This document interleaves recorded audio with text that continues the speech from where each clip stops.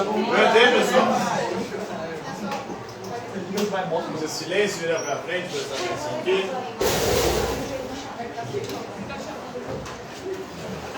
Então, na aula de hoje, vamos falar de um filósofo escocês chamado David Hume. Ele viveu no século XVIII, entre 1711 a 1776 depois de Cristo.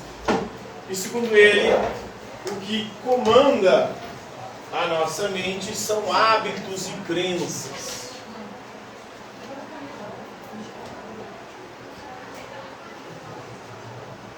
A gente vê as coisas se sucedendo pelo hábito, a gente cria uma crença de que as coisas sempre se sucederão.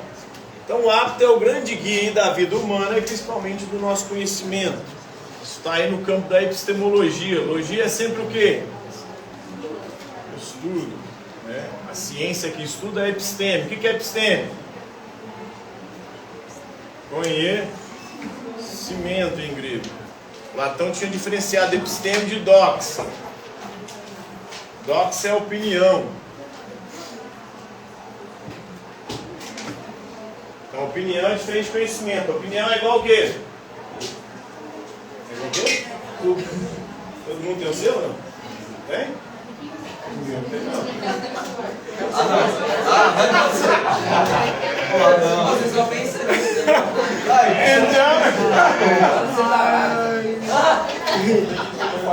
Então, opinião é individual, é particular. O conhecimento ele busca ser universal, válido em qualquer tempo, em qualquer lugar, para qualquer pessoa. Vocês aprendem aqui, por exemplo, em física, química e biologia, é a mesma que se ensina nos Estados Unidos, na Europa, na África, na Ásia, na Oceania. Então, o conhecimento ele busca ser universal, enquanto a opinião ela é particular. Então, essa é a diferença entre episteme e doxa. Opinião e conhecimento. E é por isso que escola não deveria ser lugar para opinião. Opinião, cada um tem a sua. É particular, é individual. E aqui não se deve discutir opiniões, mas conhecimento, né? Opinião pode ser fundamento para teoria, pelo menos teoria científica alguma. Na escola se busca ensinar ciência. Por isso que na escola, na ciência, por exemplo, na biologia, vai se ensinar a teoria da evolução, não o criacionismo. Você pode ter essa opinião, particularmente, aí é questão de foro individual, particular. Mas aqui nós estamos para trabalhar com a ciência, com o conhecimento que busca ser universal, vale em qualquer tempo, em qualquer lugar, para qualquer pessoa. Então, ele é um empirista, então para o Hume nós conhecemos graças a quê? A experiência sensível, né? Em nossos raciocínios a respeito dos fatos, existem todos os graus imagináveis de certeza. Então, a gente, em relação a algumas coisas, tem mais ou menos certeza, vai depender do conhecimento. Um homem sábio, um ser humano sábio, portanto, ajusta a sua crença às evidências. Então, de qualquer jeito, a gente sempre terá crenças. Por exemplo, acreditar que a Terra gira em torno do Sol e não o Sol gira em torno da Terra é também uma crença, mas uma crença baseada numa evidência, uma crença justificada ou mais justificada do que a crença do geocentrismo. Então, nos dois casos estamos falando de crenças, mas tem uma que é justificada, ou é mais evidente, ou é mais plausível. Qual que é mais plausível?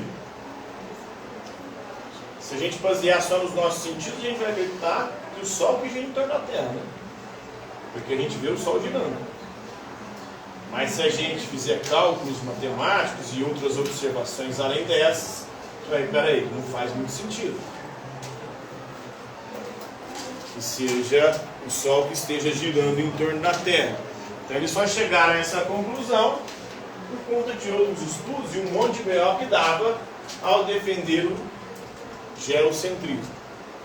Então a gente sempre vai ter certezas, algumas certezas maiores, outras menores. Toda certeza ela é uma crença, mas o David Hume diz que as nossas crenças devem ser baseadas em evidências. O problema é que a maior parte das pessoas não baseiam suas crenças em evidências, em teorias plausíveis. Aí preferem acreditar em coisas que são muito mais fantásticas e fabulosas ainda. Eu não acredito na evolução, mas acredito na criação. Peraí. A evolução ela é muito mais plausível do que a criação lá em 6 dias no século descansou. A teoria do Big Bang para a origem do universo é muito mais plausível do que a teoria fantástica de Deus, em determinado momento da sua existência, falou: tá muito chato eu aqui sozinho comigo mesmo, vou fazer o mundo em 6 dias, depois eu vou dormir, vou descansar, porque eu vou cansar em 6 dias. Eu sendo todo poderoso eu canso. Então isso é muito mais fantástico e fabuloso, algo muito mais, podemos dizer assim, absurdo, pelo menos do ponto de vista científico, do que a teoria evolucionista, do que a teoria do Big Bang. Então, para o David Hume, a única ciência que nos dá certeza absoluta é a matemática. Mesmo assim, nem todas as áreas da matemática. Tem algumas áreas da matemática, inclusive, são meio que irracionais. Tem os números irracionais, não tem? Algumas questões lá que não são completamente exatas. E os resultados ali podem divergir. Mas tem algumas áreas que são exatas na matemática. Por exemplo, 2 mais 2 é igual a 4. Pelo menos no campo da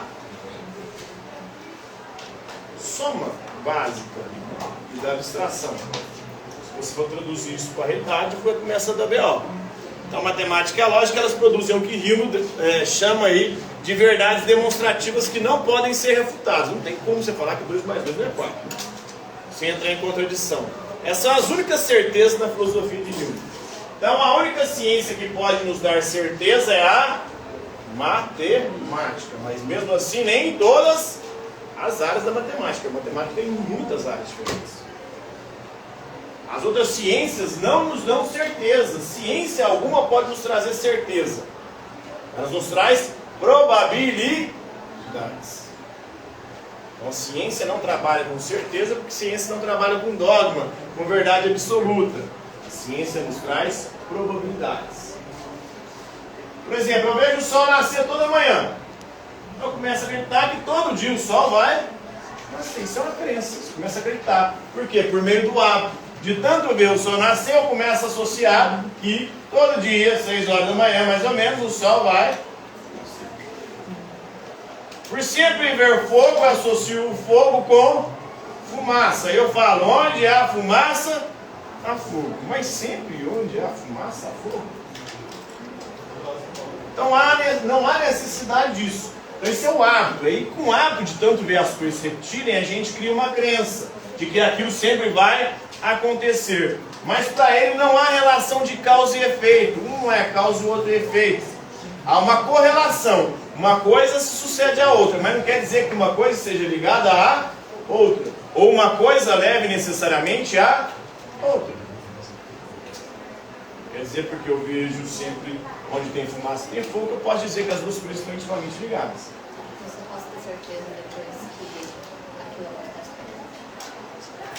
Só depois que aconteceu, né? Para o futuro você não pode tentar, né? Pode ser provável. É provável que o sol nasça amanhã? É muito provável. A probabilidade é grande. Mas o sol, como estrela, também tem um tempo de vida, não tem? Vai chegar um momento que ele entra em colapso. E não vai nascer mais. Vai virar uma outra coisa. Mas se ele entrar em colapso, ele vai regaçar com os planetas, principalmente com a Terra. Né? E aí depois vai virar uma estrela, anã. Não sei se é um anã branco ou um anã vermelho. Então a ciência não trabalha com verdades absolutas, ela trabalha com probabilidades. E há aí muito mais uma relação de correlação do que uma relação de causa e efeito, de causalidade. Por conta de uma coisa associar a outra. Por exemplo, Ah, eu tenho dois relógios diferentes. Você pôs um para despertar no horário e outro no outro. Aí você supõe que, porque esse despertou antes, aquele despertou depois. Então um levou o outro a despertar? Não. São duas coisas distintas, separadas. Mas a gente costuma associar, de tanto ver as coisas. É igual os cachorros, fizeram um experimento lá de Pavlov. O que ele fazia? Ele tocava uma campainha e jogava comida para o cachorro. Tocava a campainha e jogava comida para o cachorro. Ele começou a perceber que só de tocar a campainha o cachorro começava a salivar. Tem alguma relação entre a campainha e comida? Não. Mas o cachorro, até o cachorro, começou a acreditar que se tocar a campainha vem comida. Então, aprimora isso no julgamento. O sol nasce de manhã, passa a acreditar nisso. Esse julgamento não pode ser uma verdade lógica, não é uma verdade matemática. Só a matemática tem verdade lógica. Só 2 e 2 é 4, essa continha básica, né? Porque quando as contas ficam mais complexas também, os resultados começam a também ser um tanto quanto inexatos. Pois é concebível que o sol não nasça, ainda que seja altamente improvável, ou seja, há uma grande probabilidade. A ciência sempre trabalha com probabilidade, nunca com certeza absoluta. Esse é o problema. A probabilidade ela é baseada em estatística. Essa estatística mostrou que vários casos daquele por exemplo, um remédio. O remédio ele só passa a ser vendido a partir do momento que se faz testes. Nesses testes você extrai uma estatística. Em quantos por cento deu certo? Essa pessoa tomou remédio e melhorou. Aí você deu placebo, a pessoa tomou placebo. Ela teve o mesmo resultado do que o remédio. Então tem todos esses testes aí para levar a probabilidade. Então tem tantos por cento de chance de você tomar esse remédio, você terá uma melhora no seu quadro clínico. O julgamento não pode ser verdade lógica, o julgamento não pode ser empírico, porque não posso observar o nascer o futuro do sol. Então eu não posso falar que o sol vai nascer amanhã, porque eu não estou amanhã, eu estou no hoje. Eu só posso ver as coisas que estão acontecendo hoje, agora. Então não pode ser empírico, baseado na minha experiência. Né? De acordo com o Rio, o fundamento para a nossa crença de que o sol nascerá amanhã, ou de que a água e não frutas. Se abrir a torneira, vai sair o que da torneira? Água ou frutas? Por que você acredita que vai sair água e não frutas? Por conta do hábito de sempre abrir a torneira e a água cair. Aí você não vai esperar a fruta. Mas não quer dizer que seja necessário. São simplesmente resultado de condicionamento, né? Que nos ensina aí que amanhã o mundo será o mesmo que hoje. Então a natureza, por necessidade absoluta e incontrolável, ela determinou-nos para julgar assim como para respirar e sentir. Ou seja, a gente está sempre fazendo julgamento sobre a realidade. Isso é algo natural dos seres humanos. Nós julgamos a realidade a partir das nossas experiências. De tanto ver o sol nascer, eu faço o julgamento que ele vai nascer amanhã. De tanto abrir a torneira e sair água, eu acredito que sempre vai sair água. De tanto ver fumaça, eu acredito que tem fogo. Então, você vai fazendo esse julgamento. Você vai tentando se antecipar à natureza. O ser humano faz isso muito. Então a ciência nos supre com informações cada vez mais detalhadas sobre o mundo. No entanto, para o Hume, a ciência lida apenas com teorias e jamais pode produzir uma lei da natureza. Então a ciência não cria a lei da natureza. A ciência pode chegar ao que ela chama de lei da natureza a partir de experiência e dizer de probabilidades, mas nunca de certeza. Se você pular de lá de cima, há uma dificuldade muito grande, você vai cair no chão e arregaçar tudinho. Mas não quer dizer que vai ter certeza. Pode ser que alguma coisa aconteça ali, né, nesse meio tempo, entre o pulo e a queda no chão, e vai te livrar de se quebrar todo. Então não é uma lei da natureza. E ele estabelece uma diferença também. Ele diz o seguinte, que mesmo quando a gente fala de lei da natureza, tem gente que dá um salto. Porque as mulheres engravidam. Isso é natureza, não é? Eu posso dizer que porque as mulheres engravidam, elas devem engravidar? Isso é um salto lógico, segundo a religião. Eu não posso dar esse salto lógico. E o que as religiões fazem? Elas pegam a natureza e querem dizer que essa natureza deve determinar a sua vida, o seu comportamento. Porque mulher engravida, ela tem que engravidar. A natureza assim adotou. Até as próprias religiões, então, elas entram com eleição. Porque se mulher engravida, ela tem que engravidar. Vou pegar o catolicismo. Por que ela vai virar freira, então? Aí ela faz a mesma coisa, porque o sujeito nasceu do sexo masculino, né, com o genital masculino, ele tem que usar esse genital masculino com o genital feminino de uma mulher. Ele não pode usar, por exemplo, o raiz de copa, para poder ter outras finalidades. Eles usam esse argumento de natureza como saldo moral e lógico. O Rimo vai criticar isso aí. Por quê? Vai falar o quê? O que eles falam? Órgão excretor não reproduz, portanto não é para finalidade sexual. Órgão excretor é o... Então você não pode dar... Essa é a lógica. É contra a natureza. Coisa vai para nada a ver. Uma coisa é a natureza, outra coisa é a moral, o comportamento. Você pode fazer o que quiser com as coisas.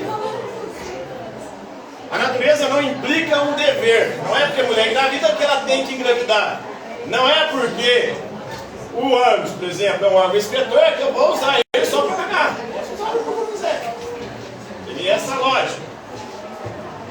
Inclusive a natureza, contraditoriamente, ela dotou, pelo menos no homem, um B.O. ali. Porque tem uma ligação entre o ânus e o pênis. Algo chamado próstata. Por isso que o homem tem câncer de próstata. A próstata liga um ao outro. Inclusive, faz com que o estímulo nu estimule também o outro.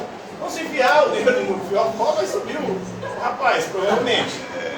A chance é muito grande. Então, olha só a natureza, isso também é natureza. É porque, enfiar o dedo lá, vai coisar que eu devo fazer isso, não. Isso é só a natureza, é uma descrição da natureza e da realidade.